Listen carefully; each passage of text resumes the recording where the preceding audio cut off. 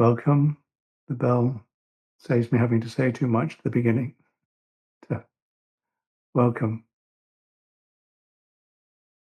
A sense of welcoming, sense of acceptance,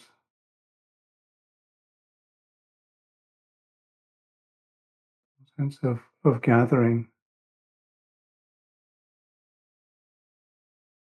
connecting and reconnecting, recollecting.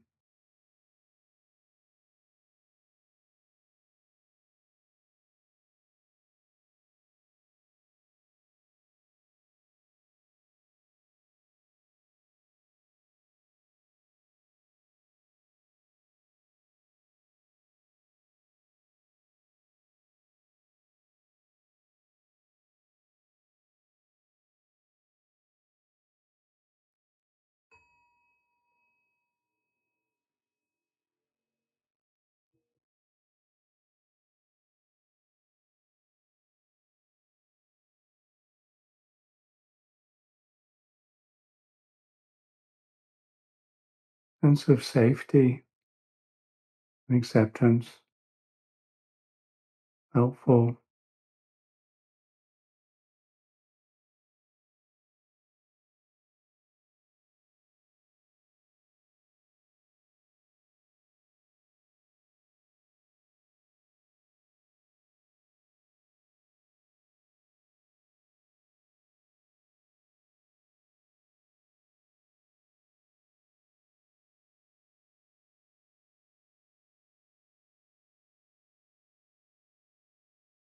Settling and really at the base of the sense of being here.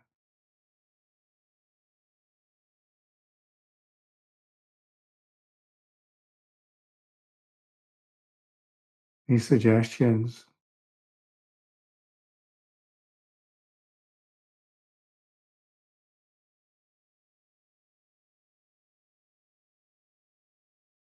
for a few minutes,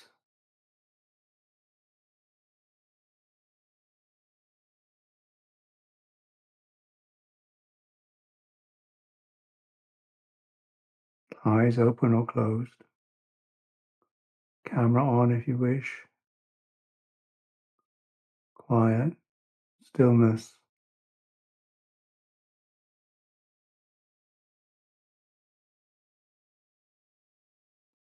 Joined in one's own time and space.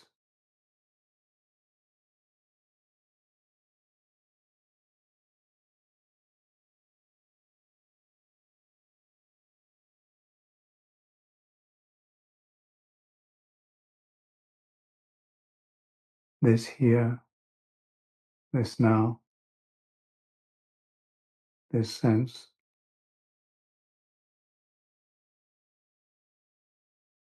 knowing here and now, knowing time and place.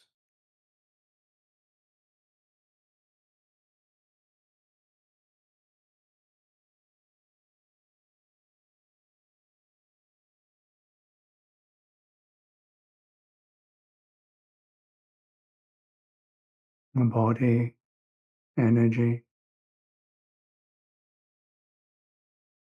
the silence of the heart.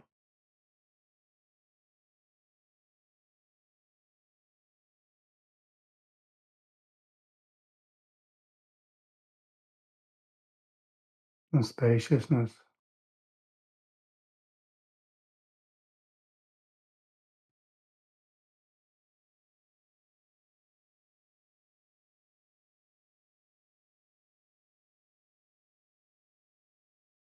the breath.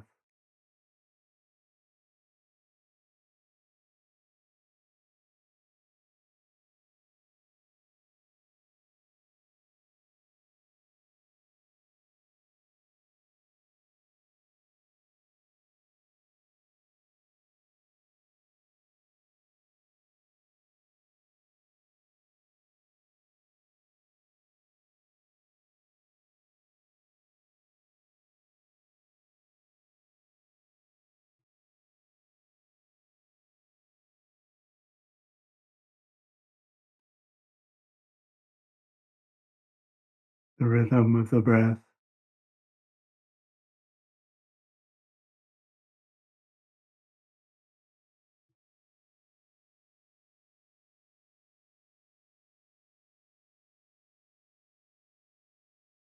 the rhythm of receiving,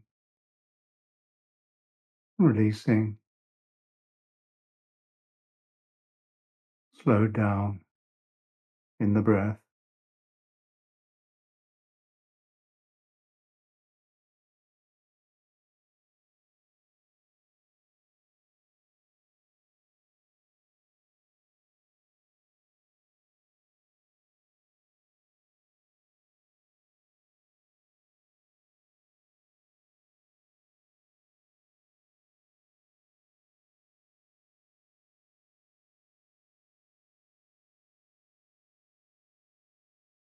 On the receiving and releasing,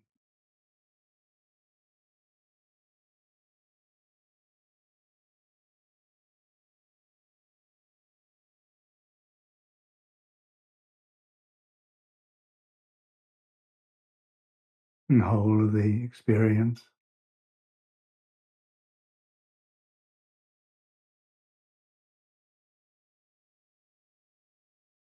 the whole of the breath, the whole of the body breathing, the whole of the breath.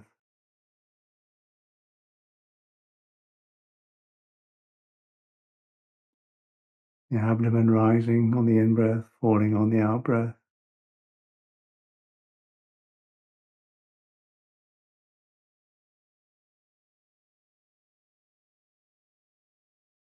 Softly,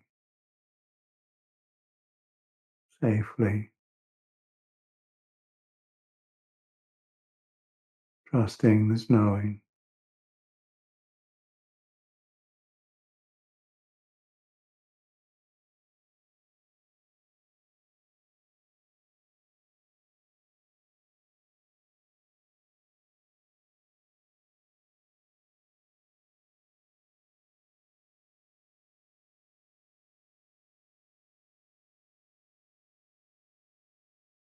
The knowing, the release,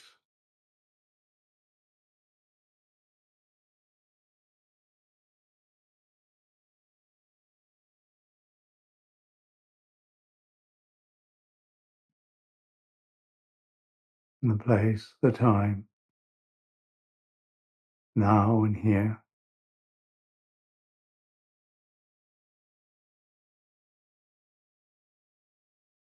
The whole of it,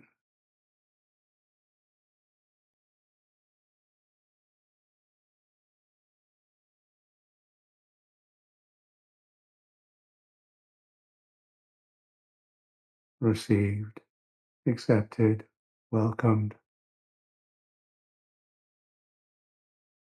released, ended,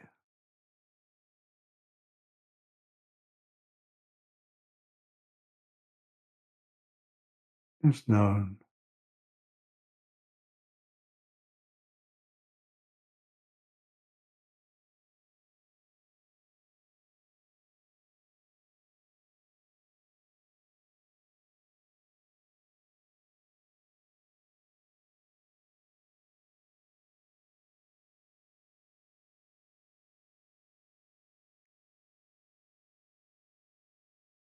Aliveness, appreciated,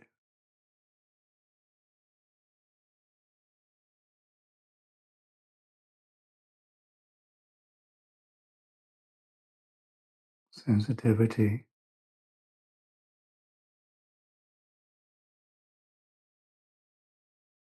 experienced,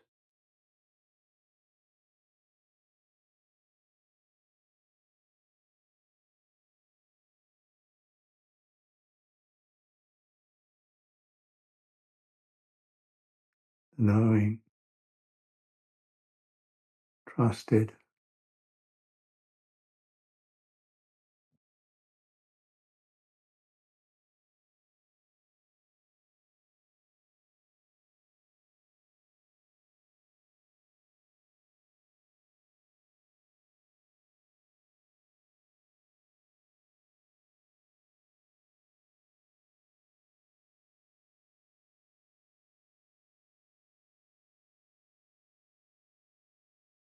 an in-breath,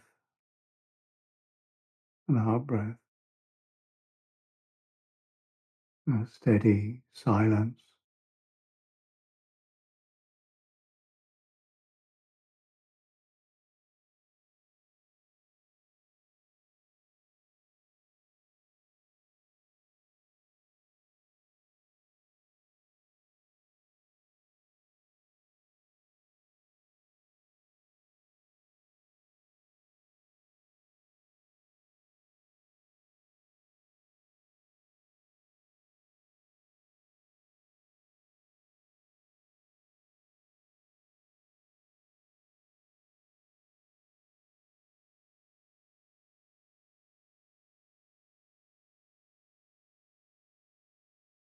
a breath,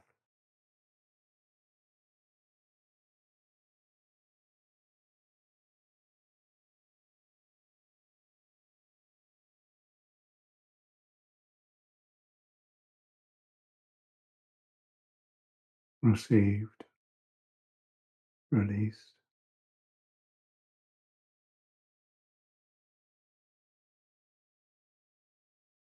the gift of knowing,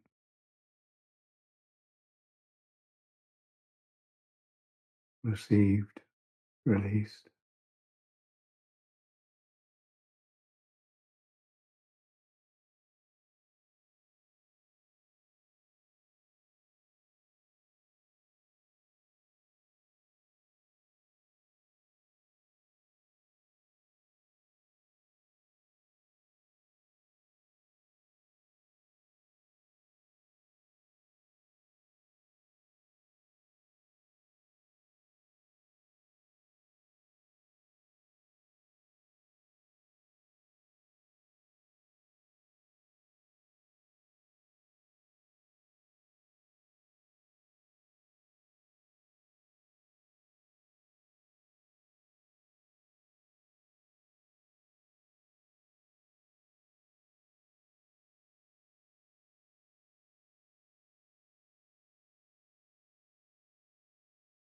The life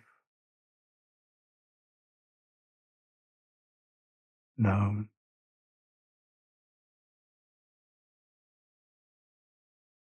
the sensitivity experienced, the energy collected in this knowing.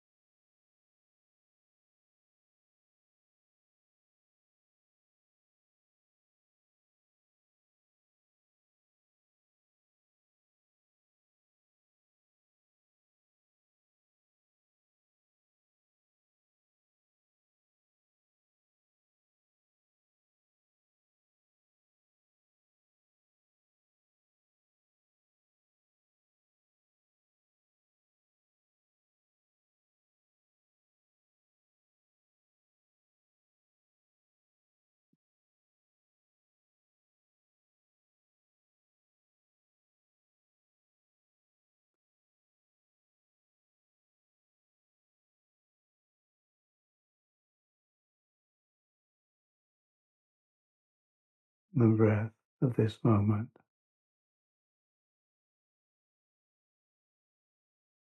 the knowing and the welcoming of this gathering, this time, this place.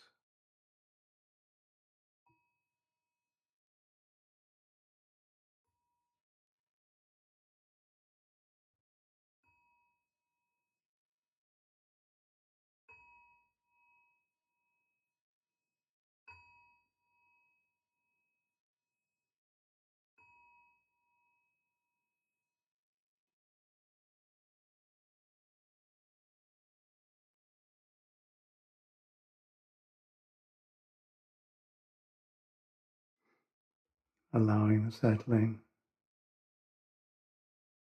appreciating the gathering, the energy.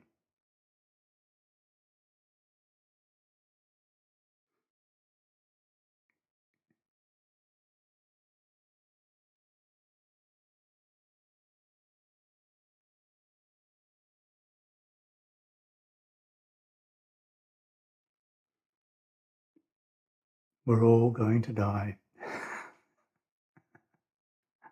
It's all right. It's a relief, really. And I think the question that when we do, we somewhere along the way, we've noticed that there's an old age, there's sickness and there's death. These are the divine messengers or the heavenly messengers. They're supposed to be good things to notice, even if we don't necessarily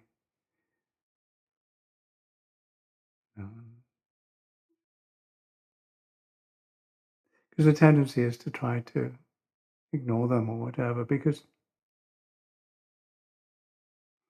we're not saying that they're fun. Old age is not for wimps, as they say. Sickness is confusing and certainly makes me stupid. When I'm sick, I can't think straight. And so I think we need doctors, because somebody's a bit away from it all. And that's why I think the Buddha was described as a physician, the supreme physician, the supreme doctor.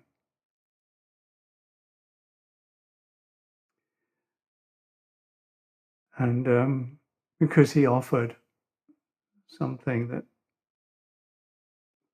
was a cure. A cure for the problem that seems and is inevitable for the body,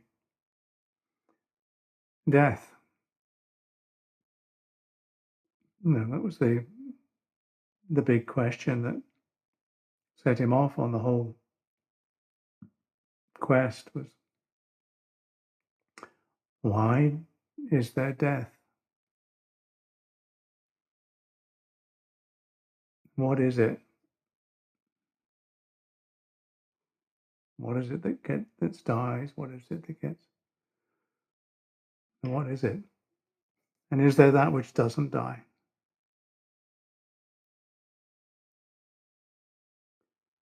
Because for us, at some point, I certainly have thought, probably from about the age of 16, I felt, privileged. And I started to notice how the world was, how the world is, how humans are, how humans behave, and how human life is, how life is in general. And certainly something in the privileged bit of this was a sense of, I don't want to waste this thing. I want to die. feeling I've not wasted my time.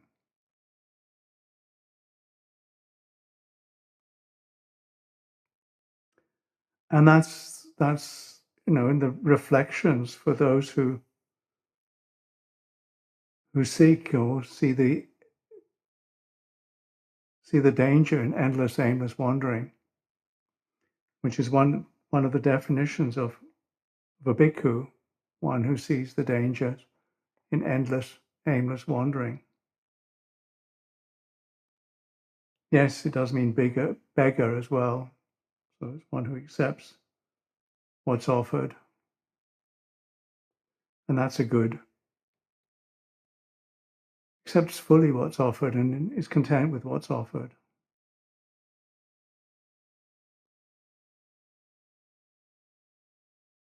And when we breathe, we accept what's offered because we don't have any choice, really. If there's a breath, then it's what's offered. And it has to be released. There's no way you can hold on to a breath. It has to be given back. And that's actually the nature of all experience. It's received and it's given back. How we give it back and what we do with it, that's the extra bits. But the basic thing is the rhythm of the breath and the rhythm of giving and receiving. Because as we receive something, we also give it something. The breath is just a slowed down version of this, I think, of experience. But at the end of the life, what I think that, if we do see the danger in endless, aimless wandering and do have some perspective on all of this, we don't want to feel that we've wasted our time, and we don't want to feel that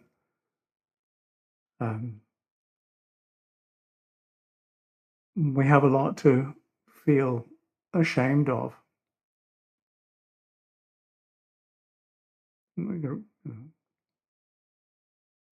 So what's other reflections can we really work on for that? You know that there's the 10 reflections for bhikkhus, or one who's gone forth.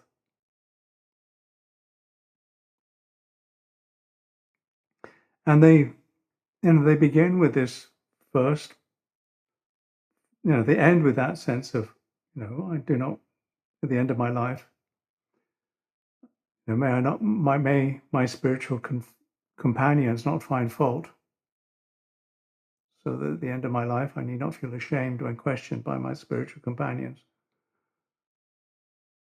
And that's a good reflection, because the person that's really going to find fault, if anybody's going to find fault, is the one that you live with 24 hours a day, because we're pretty good fault finders. So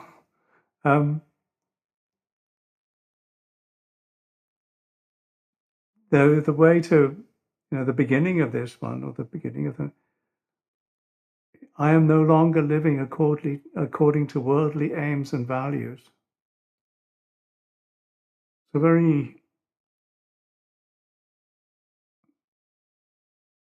what are the worldly aims and values, and what's the danger of living according to them, or just being blown around with them? Because this is what I'm going to live with.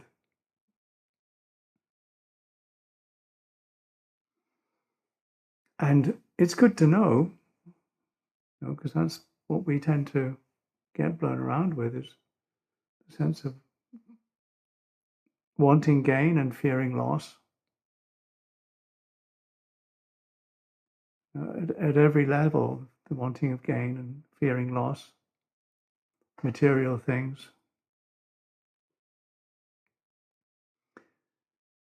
Almost anything that we feel that we really need, and fearing the loss of it, what we've already got. Not to live according to worldly aims and values, not to make that our driving thing. Not to make that hard. What we live by. Wanting pleasure and fearing pain. Wanting to be praised and fearing loss. Or censure or feeling blamed. And wanting success and fearing failure, or wanting status and fearing disgrace. All of those, when we live by these,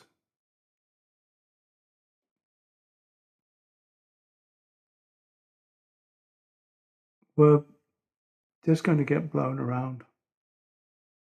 Just going to always be feeling in some way inadequate and believing in that inadequacy.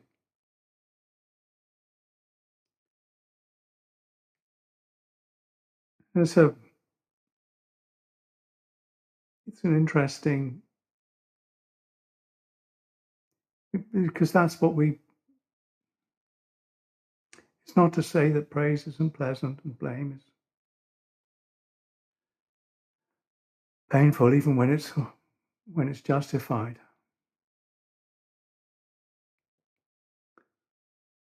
And gain and loss, getting something and losing something. Strength, intellectual ability, skills, all of these things. The sense of that is wanting praise and fearing blame. Wanting success and fearing failure. That. Not to say that they're not there and they're not part of it, but if that's how we live our lives, at the end of it, we're still going to feel inadequate.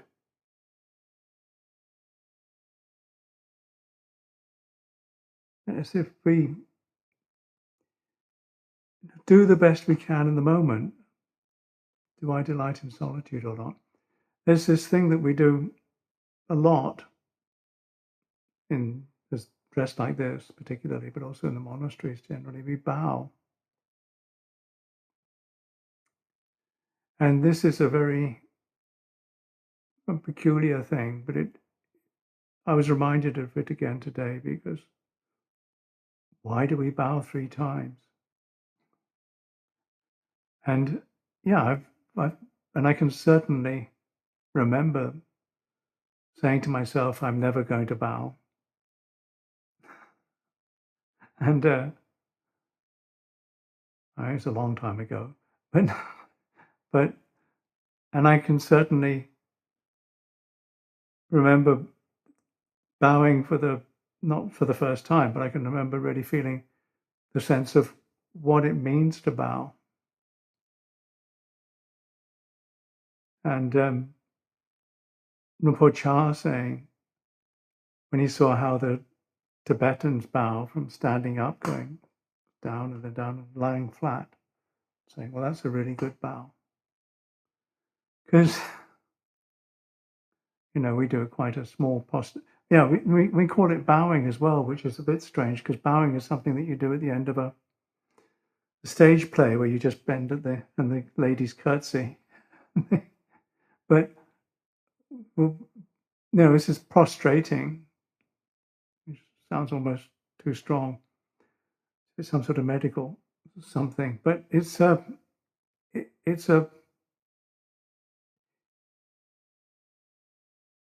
sense of not my way, not what I want, not gain, not pleasure, not praise, not success, but wisdom. What's the right thing to do here?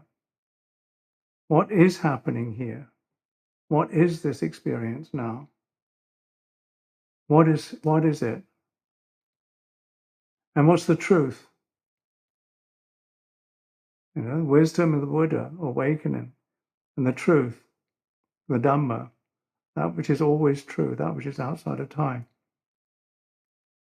that which is always beautiful and encouraging, that which always is a sense of peace, and that which I can realize now and here.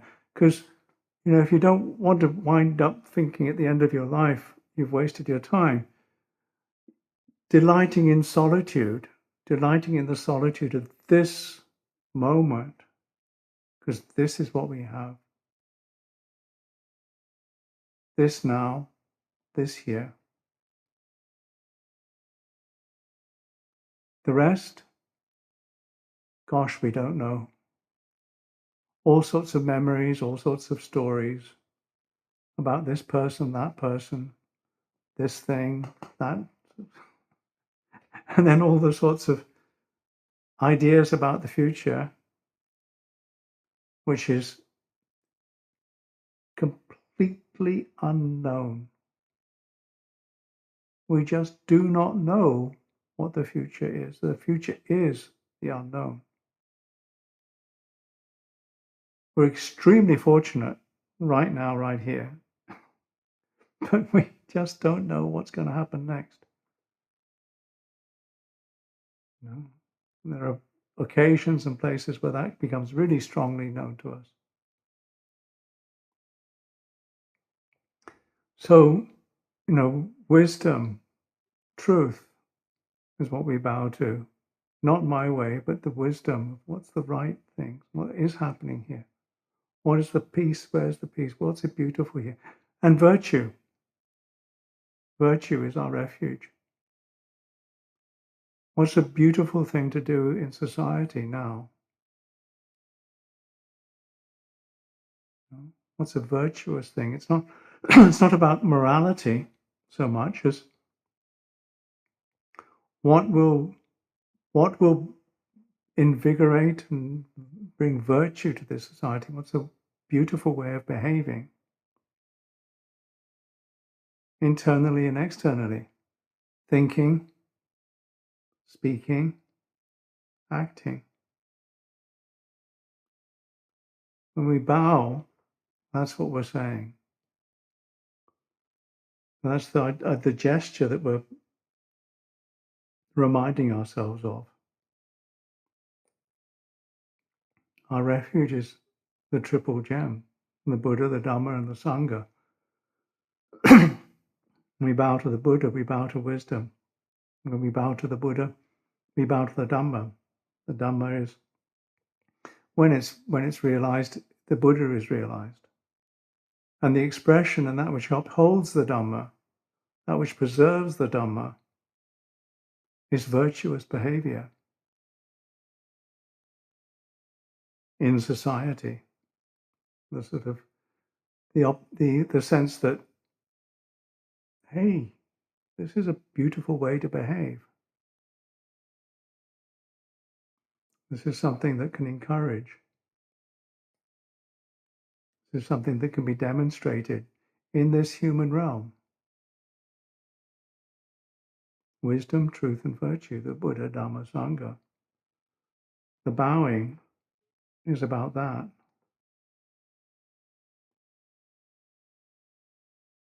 To really consider when one's in a situation to, and sometimes the bowing is really the only response to the situation when things get too hard, things get too difficult. Just bow, and that it's okay. There are some traditions where they won't even start. I think it's the Kagyu, where they won't even start teaching the disciple, or they won't even start accepting a disciple until they've done 100,000 prostrations, 100,000 offerings, and 100,000, I don't know, malas, I don't know, something. And then I've known some people who've been told this, and then they've been told, well, you have to do it again. not enough yet. And by somebody who did it, they said at the end of it, if you get one good bow out of it, if you do 100,000 prostrations, you've done well. That real sense of surrender. This is wisdom, truth, virtue. We're known to be the sort of bowing monks, bowing before we go to bed, bowing as we get up, bowing when we go to this room, bowing when we go to that room, bowing to this monk, bowing to that monk.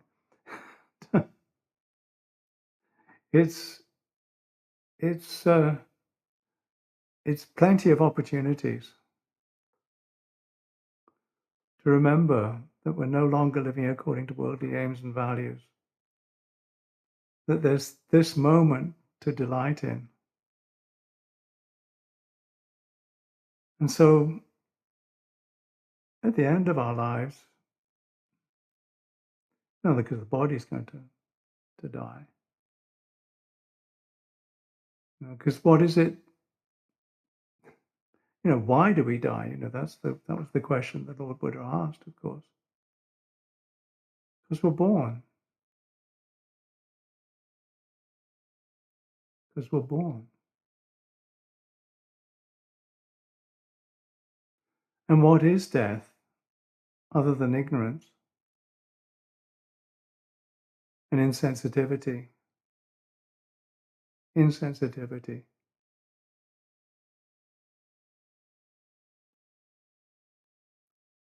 Realize the deathless.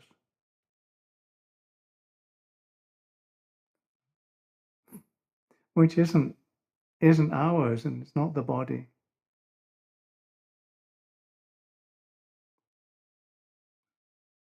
What is it that gets reborn? Ignorance. Because it's insensitivity.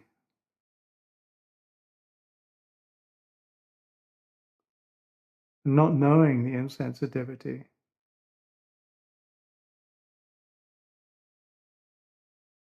is something that we're doing. And born into this sense of separation.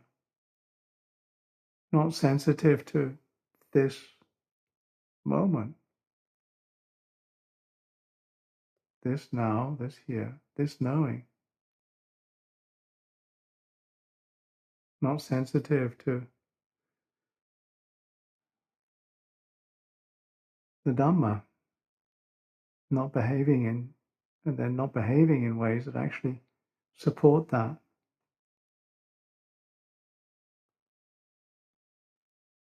And we do see that when the natural expression of a heart free from ignorance is a sense of welcoming, a sense of acceptance. What I encourage when the start of this 15 minutes,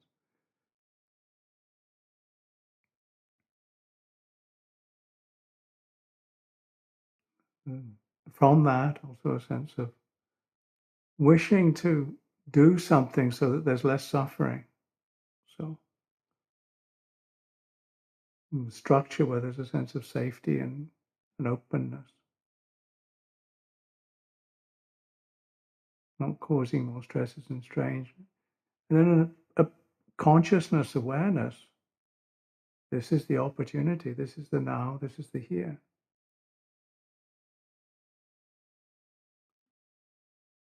And then time and place. And time and place is to know time and place, know what to say, when to say it, where to say it, how to say it. So that there's not more stress and strain.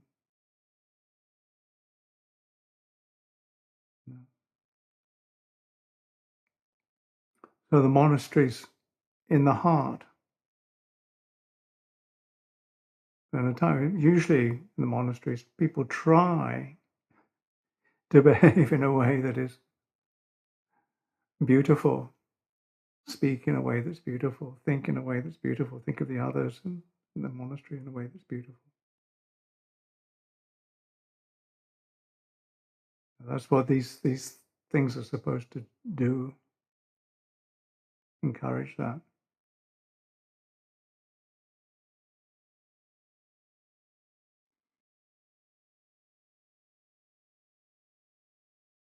Yeah. Bow and bow. Because the days and nights are relentlessly passing. No, there's not. We really do not know when this body will die. We do not know what the future holds, and this body is this locus. This is where we experience. You know? And when we take it personally, I don't know quite how psychic powers work. I don't know how all that sort of stuff works, and I'm sure it's possible. I just don't know whether it's worth it. But and I don't know how, what different realms there are and all that sort of stuff. I don't doubt them because I'm sure that there's a lot that I don't understand in that sort of way of time and space.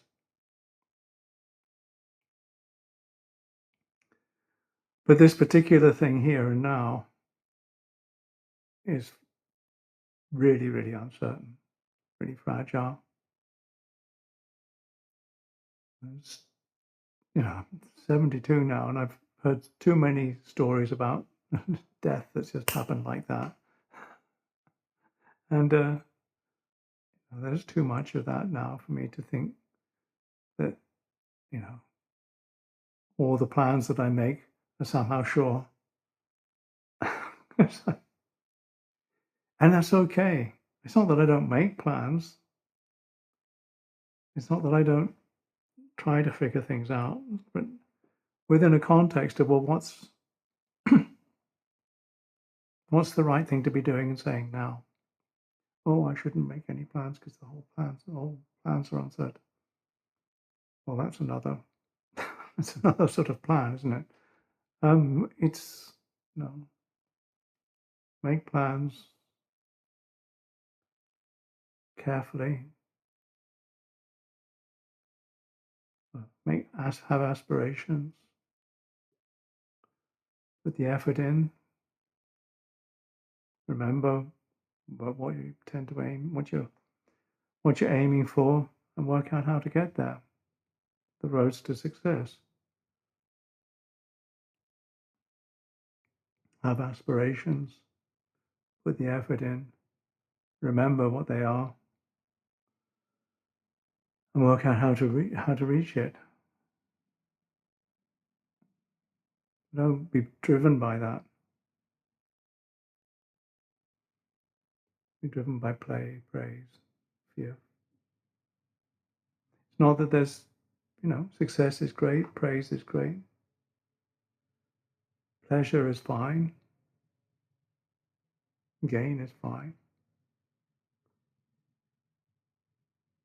but they don't need to be what drives one.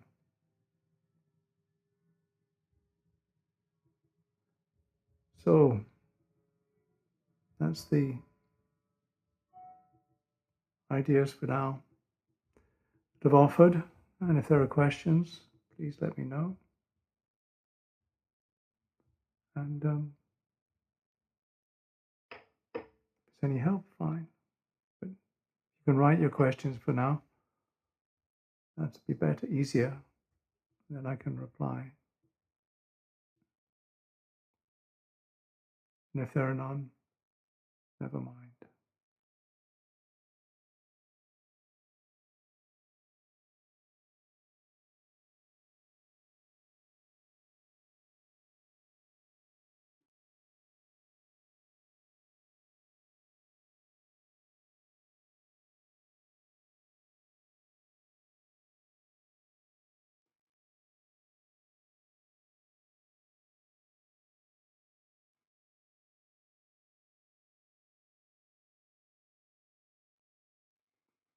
I've scared you all again.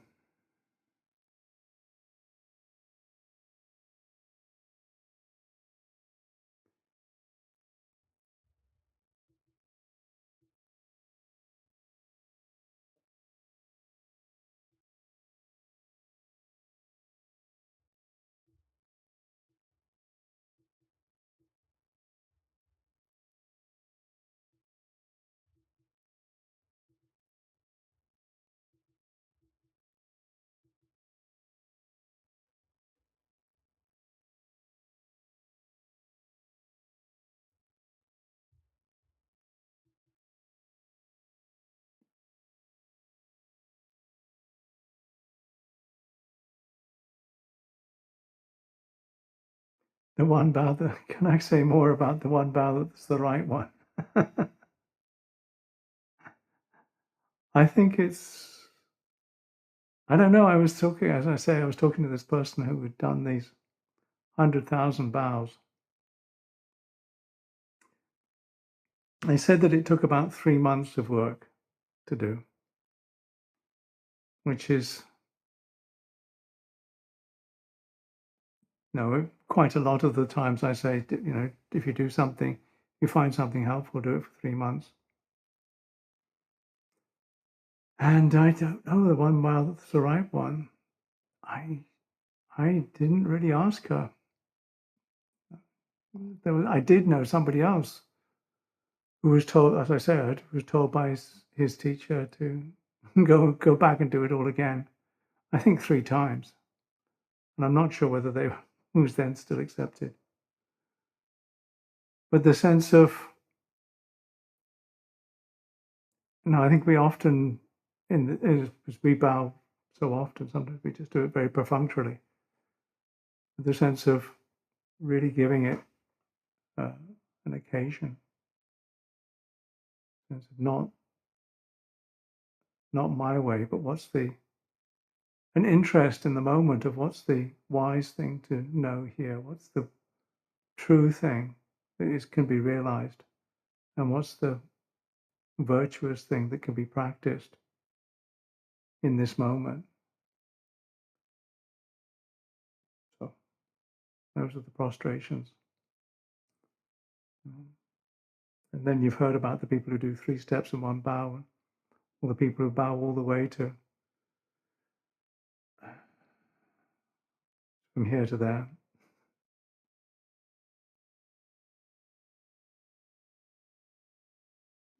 Oh, how does one balance effort in daily life without being caught in gain and loss?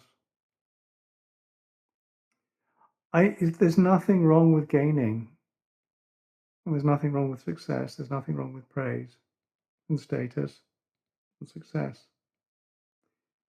It's to see those for what they are and practice the stillness of equanimity.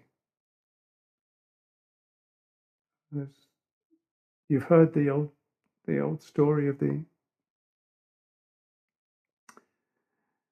farmer who lost his whose mare, whose female horse escaped. You must have heard this one. And then everybody said, "Oh, what a terrible thing! You've lost your horse." He said, "Not sure." Yeah. So a few days later, the horse came back with a big stallion, wild stallion.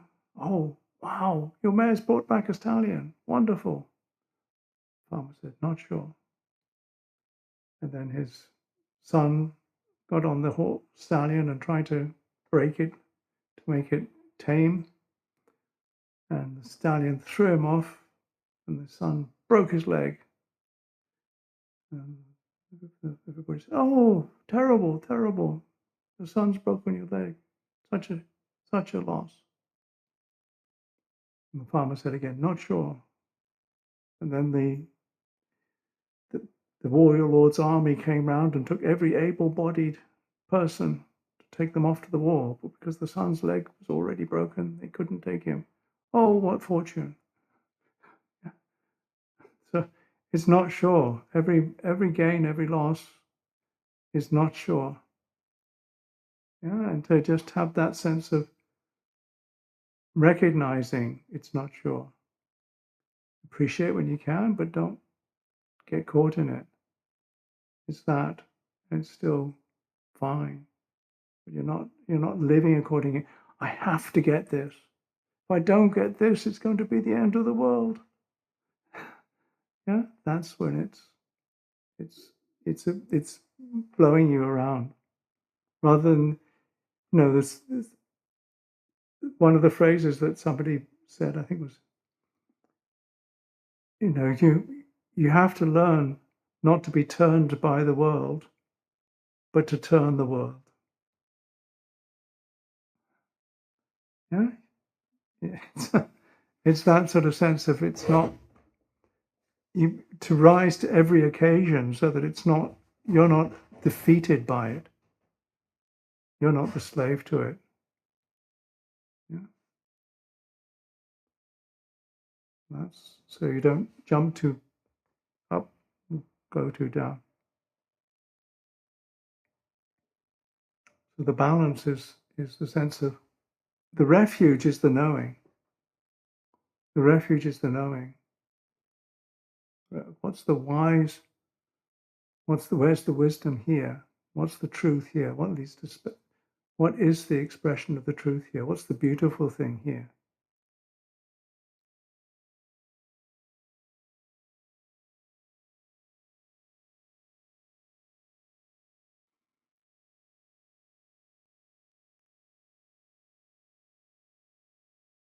And that's a moment by moment by moment expression.